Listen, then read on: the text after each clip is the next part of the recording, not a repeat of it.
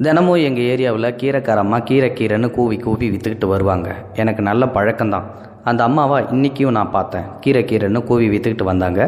உடனே நான் கூப்பிட்டேன், ஏம்மா கீரை கொடுமா அப்படின்னு சொல்ல, இந்த அம்மா வந்துடுறேன் அப்படின்னு சொல்லிட்டு ஒருத்தங்கள்ட்ட கீரையை கொடுத்துட்டு வந்தாங்க.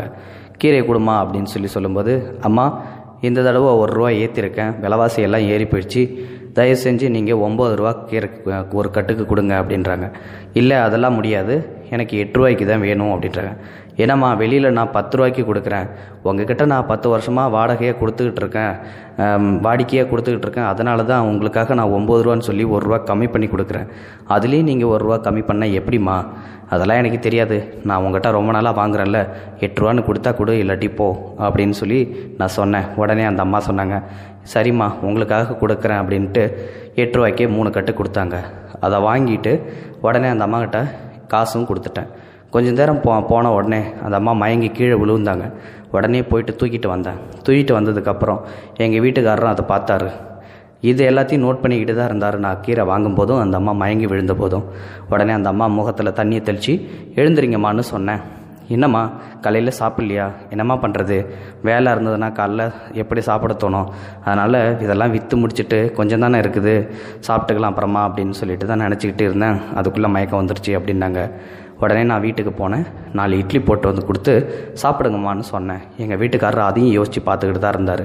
சாப்பிட்டு முடிச்சதுக்கப்புறம் எங்கள் வீட்டுக்காரரை அந்த அம்மாக்கிட்டையும் கேட்டாங்க, ஏம்மா இந்த மாதிரி சாப்பிடாமல் விற்கிறியே, ஏதாவது என் உடம்புக்கு ஏதாவது இருந்துச்சுன்னா யார் பொறுப்பாக வருது, பார்த்து வீமா அப்படின்னு சொல்லி என்னையும் அந்த அம்மாவை வழி அனுப்பிச்சி விட்டு அதுக்கப்புறம் என்னை கேட்டார், ஏண்டி கீரை வாங்கும்போது அந்த அம்மாக்கிட்ட அடித்து பேச்சு ₹8 சொல்லி வாங்கினேன், அந்த ₹1 கூட உன்னால் அந்த அம்மாவுக்கு கொடுக்க முடியல, அந்த அம்மாவே ₹10 வெளியில் கொடுக்குறேன், உங்களுக்காக தான் ₹1 கம்மி பண்ணி கொடுக்குறேன்னு ₹9 சொன்னிச்சு, அதில் நீ அடித்து பிடிச்சி ₹8 வாங்கினேன், இப்போது இந்த இட்லியை போட்டு அந்த கொடுத்தியே, இந்த இட்லி ₹40 வருது, ஒரு இட்லி ₹10 வச்சுக்கிட்டா கூட நீ வாங்கினதுக்கும் இப்போ நீ செஞ்சதுக்கும் சம்மந்தமே இல்லையே அப்படின்னு சொல்லி எங்கள் வீட்டுக்காரர் என்கிட்ட கேட்கும்போது அதுக்கு நான் சொன்னேன், இல்லைங்க வியாபாரத்தில் தர்மத்தை பார்க்கலாம், தர்மத்தில் வியாபாரம் பார்க்கக்கூடாதுங்க அப்படின்னு.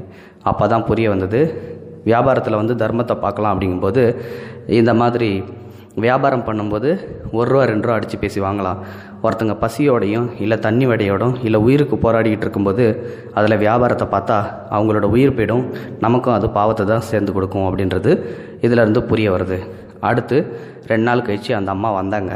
வந்துட்டு, அம்மா எங்கள் பையனுக்கு கல்யாணம் கண்டிப்பாக வந்துடும்னு சொல்லிட்டு நார்மலாக வந்தாங்க. கீரை எதுவுமே எடுத்துகிட்டு வரல. எடுத்துகிட்டு வந்துட்டு பத்திரிக்கையை கொடுத்தாங்க.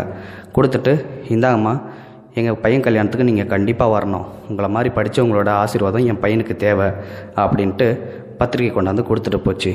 தினம் காலையில் கூடையில் கீரை கட்டு, முருங்கைக்காய், வாழைக்கான்னு கட்டு ₹25 விற்றுக்கிட்டு வரும். வாழைக்காய், முருங்கைக்காய், கீரை மட்டும் ₹8 ₹9 விற்றுக்கிட்டு வரும்.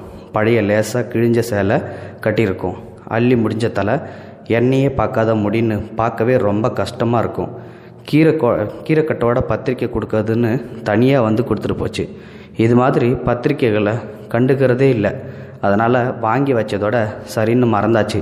ஆனால் கல்யாணத்துக்கு 3 நாளைக்கு முன்னாடி அந்த அம்மா 5 நாளைக்கு நான் வரமாட்டேன், கீரை காய்கறி ஏதாவது வெளியில் வாங்குற மாதிரி இருந்துன்னா வாங்கிக்கிங்க அப்படின்னு சொல்லிட்டு போச்சு. நான் என் பத்னியிடம் சொன்னேன், ஏதாவது பணத்தை கவரில் போட்டு கொடுத்து அனுப்பு, இதுக்கெல்லாம் என்னால் போக முடியாது, அன்னைக்கு எங்கள் ஆஃபீஸில் என்னோடய பாஸ் மகளுக்கு கல்யாணம், அங்கே போகணும், அவர் கண்டிப்பாக வரணும்னு சொல்லியிருக்காருன்னு சொன்னேன்.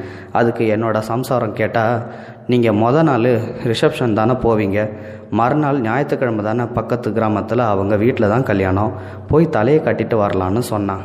அதுக்கு அவள் சொன்ன காரணம், அந்த அம்மா கிட்டத்தட்ட 10 வருஷமாக நம்மக்கிட்ட கீரை கொடுக்குது, நல்ல பழக்கமான அம்மா, மேலிடத்தில் பேச்சை மீற முடியுமா, சரின்னு ஒத்துக்கிட்டேன். வழக்கம் போல் ஆஃபீஸில் வேலை செய்கிறவங்களோட ஒன்றா வேன் பிடிச்சி பாஸ் வீட்டுக்கு கல்யாணத்துக்கு போனோம். அங்கே சரியான கூட்டம். பாஸ் மாப்பிள்ளை வீட்டு ஆளுங்களை கவனிக்கிறதுல பிஸியாக இருந்தார். வரிசையில் நின்றுக்கிட்டே இருக்கும்போது குறுக்க மாப்பிள்ளை வீட்டு ஆளுங்க கும்பலாக போயிட்டு இருந்ததால் லேட்டாகி ஒரு வழியாக கை கொடுத்துக்கிட்டு இருக்கிறப்ப யாரோ வர எங்களை அம்போன்னு விட்டுட்டு பாஸ் அவர்கிட்ட ஓடினார். நாங்கள் ஃபார்மாலிட்டிக்கு நின்று ஃபோட்டோ எடுத்துகிட்டு சாப்பிட போய் அங்கே இடம் பிடிச்சி சாப்பிட்டு வீடு திரும்புறதுக்குள்ளே போதும்னு ஆகிப்போச்சு. மறுநாள் காலையில் தான் கீரைக்கார அம்மா வீட்டோட கல்யாணம். சம்சாரம் 2 இன்ச்சு பார்டர் பட்டு போட்ட சேலை கட்டிக்கிட்டு கொஞ்சமாக நகை போட்டுக்கிட்டு கிளம்புனான். கார் எடுத்துக்கலாம்னு கேட்டப்ப வேணாம், நாம் ரொம்ப பகட்டாக அங்கே போகக்கூடாது, அவங்களே சுமாராக தான் இருப்பாங்க, அவளோட அம்மா இருக்கிறதால நான் நல்லது அளவோடு இருக்கிறது தான் நல்லது, நம்ம மேலே கண்ணு பட்டுடணும்னு சொன்னேன். அதுக்கு அப்பீல் பண்ணோன்னே நானும் பைக் எடுத்துகிட்டு கிளம்புனேன். கவரில் 201 ரூபா போட்டு சீல் பண்ணி எடுத்துக்கிட்டு, இந்த கீரைக்கார அம்மாவுக்கு இந்த 201 ரூபாயே அதிகம்தான் அப்படின்ட்டு நினச்சிக்கிட்டு பைக் எடுத்துகிட்டு கிளம்பினோம். அந்த ஊர் மெயின் ரோட்லேருந்து உள்ளார 3-4 கிலோமீட்டர் இருக்கும். மெயின் ரோட்லேருந்து தோரணமாக கட்டியிருந்துச்சு. வேறு எதுவும் விசேஷம் இல்லைன்னு போல நினச்சிக்கிட்டேன். ஆனால் போக போக தான் தெரிஞ்சுது அது கீரைக்கார அம்மா வீட்டு கல்யாணத்தன்னு. ஏன்னா அங்கே ஒரு பேனர் இருந்தது. அந்த பேனரில் கீரைக்கார அம்மாவோட முகம் இருந்துச்சு. அப்போ தான் எனக்கே புரிஞ்சுது இந்த வீட்டு பெரிய வீடாட்டுக்குன்னு. வீட்டு கல்யாணத்துக்குன்னு ஊராக பூவாரம் போட்டு போஸ்டர் அடித்து ஒட்டியிருந்தது. போக போக வரிசையாக விலை இருந்தால் காருகள்லாம் நின்றுச்சு. எல்லாம் கல்யாணத்துக்கு வந்தது போல். கல்யாணம் நடக்கிற வீடுன்னு சொன்னால் அடிச்சு போடுவாங்க போல். அவ்வளோ பெரிய பங்களா, தெருவே அடைச்சி பந்தல், எக்கச்சக்க கூட்டம், ஒரே பட்டு சேலை பெண்கள். ரொம்ப காஸ்ட்லியான வீடு போல் அப்படி இருந்துச்சு. ஆனால் அங்கே நாங்கள் தான் எங்களை கம்பேர் பண்ணி பார்க்கும்போது ரொம்ப சுமாராக இருந்தோன்னு நினைக்கிறேன். உள்ளார விடுவாங்களோன்ற மாதிரி எனக்கே கூச்சமாக போச்சு. வெளியே தயக்கத்தோடு நின்று கீரைக்காரம்மா தற்செயலாக வெளியே வந்தாங்க.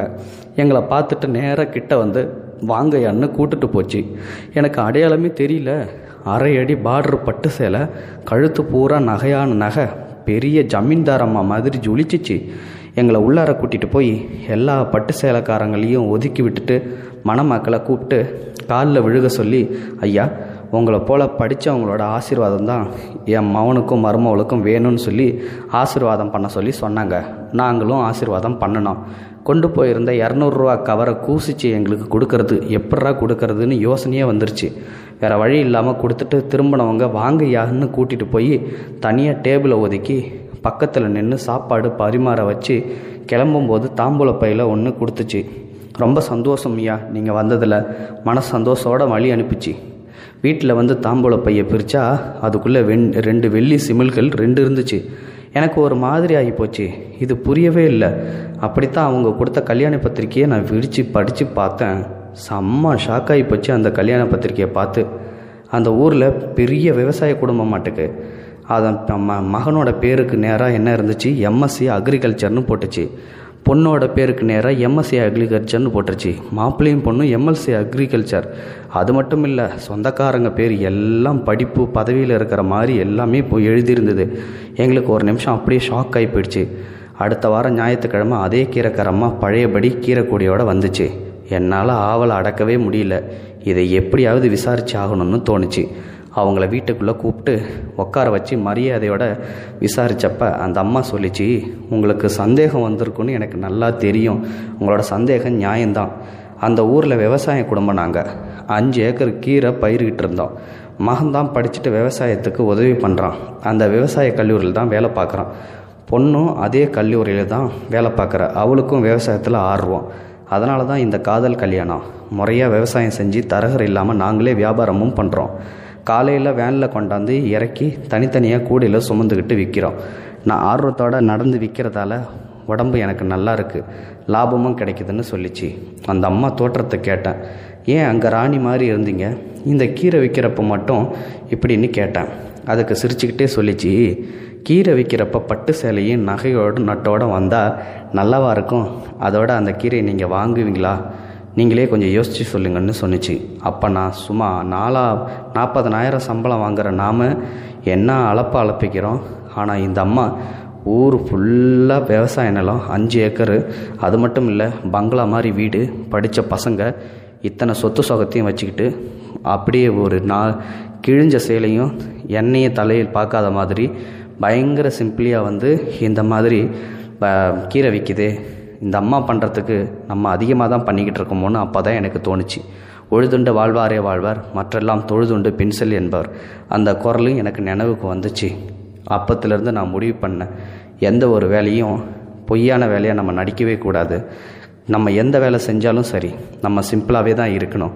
ஆஃபீஸில் 40,000 சம்பளம் வாங்கினா நம்ம என்ன பெரிய கடவுளா அப்படின்னு நமக்கு தோணவே தோணக்கூடாது. எனக்கு அப்பத்திலேருந்து நான் ஒரு முடிவெடுத்தேன், யாரையும் வந்து சாதாரணமாக எடை போட்டுறக்கூடாது. கீரை விற்கிறாங்க, காய்கறி விற்கிறாங்க, இளநீ விற்கிறாங்க அப்படின்னு சொல்லிட்டு. நன்றி. இது போன்ற செய்திகளை உடனுக்குடன் நீங்கள் தெரிந்து கொள்ள மறக்காமல் எங்களுடைய சேனலை சப்ஸ்கிரைப் செய்யவும், கூடவே பக்கத்தில் வரும் பெல் ஐக்கானையும் கிளிக் செய்யவும்.